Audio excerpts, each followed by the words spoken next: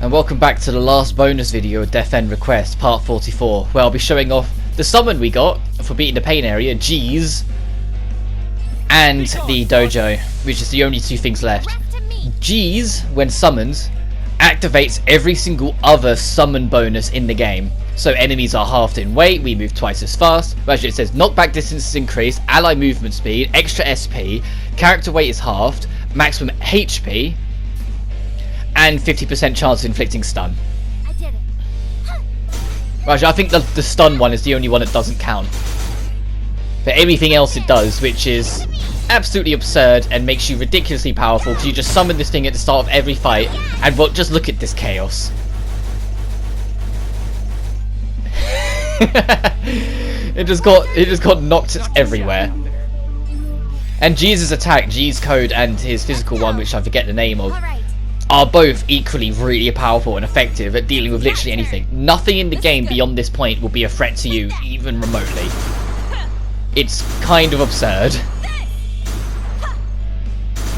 As I finish off this encounter for the sake of showing it off. But yeah, that's your reward for beating the pain area.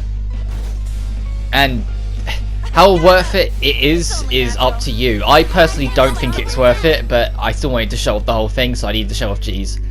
The other thing is this, the portable dojo, which is 6 million NE, but if you've done the pain area, you're definitely going to be able to afford it. Getting it unlocks you every single skill any character can learn in the game. So you don't need to worry about trying to work out what each skill unlocks now, because it will just give you all of them. And because there are some characters that I just was not going to bother, it's actually worth doing, I think. I think it's justified to get. But it is actually pretty fascinating to see what skills characters could learn that maybe you didn't realise they could learn. Like Al being able to learn Lunar Rock. Or just moon-based skills.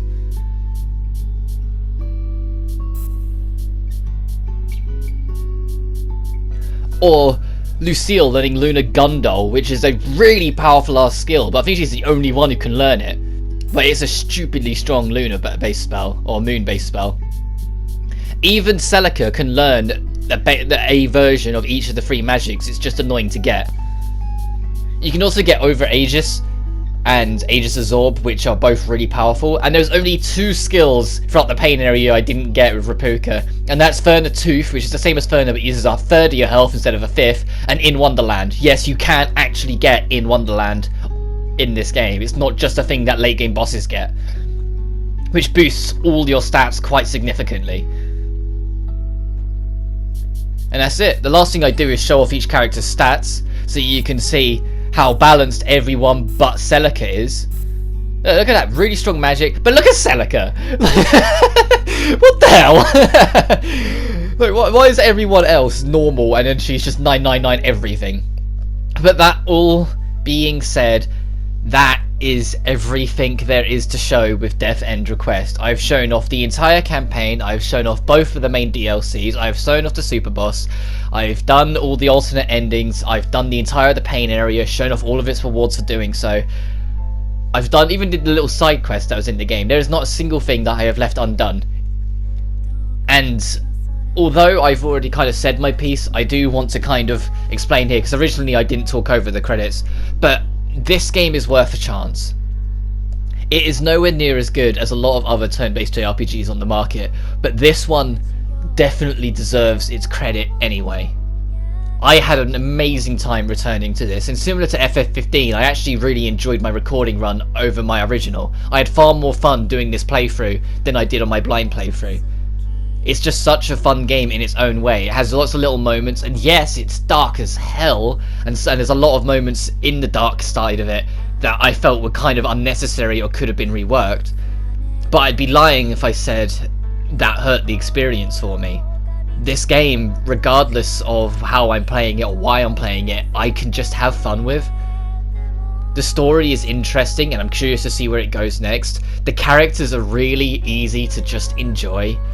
Like, all the characters I felt were well written enough that they were just really enjoyable. Like, the reason why I shipped Lily and Sheena so hard isn't just because I'm an absolute weeb, but it's because their characters worked together so well that I wanted them. Like, if they were real people, I would want them to do well together, kind of thing. Like, are there people that you'd see getting together and actually hooking up?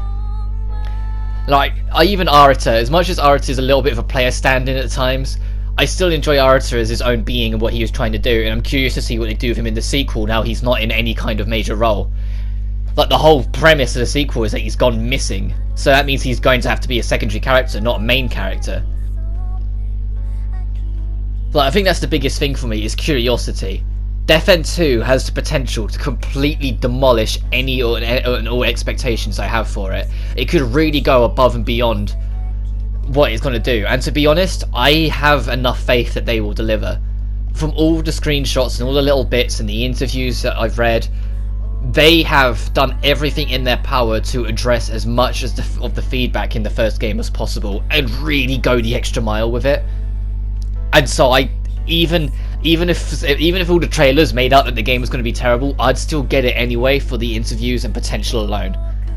The potential for this sequel to be as good as it is when it eventually releases whenever next year. Well, I say that, it comes out in Japan February next year, but when that comes up to the West, well, we've yet to hear a single thing from IF International, so who knows when it's actually coming out here in the West. I just hope it's before the PS5 launch, so I don't want it to get like...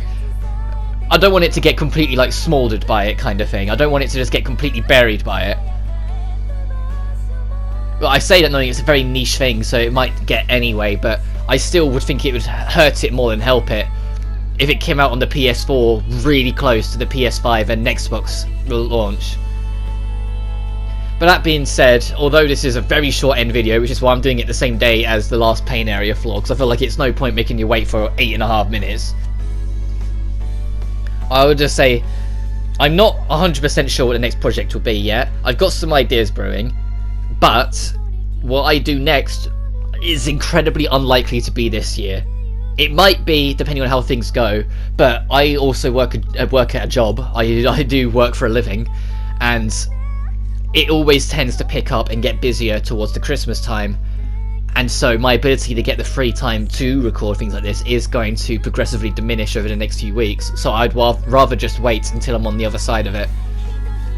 But that being said, there are a lot of games I do look forward to potentially covering next year, and there's a lot of things that could be on the horizon. A lot of murmurs and rumours of things that could be coming out next year, or at least being announced next year. They get me very excited for what I could do in the future of this channel. But I think I've gone on enough. Next time I see you will probably be in the new year, so if I don't see you again, have a great Christmas, and I will see you in 2020. But until then now, you guys take care now. I say now way too often, don't I? Oh well, I'll try and come up with more sayings. That'll be my New Year's resolution. Either way, see yous.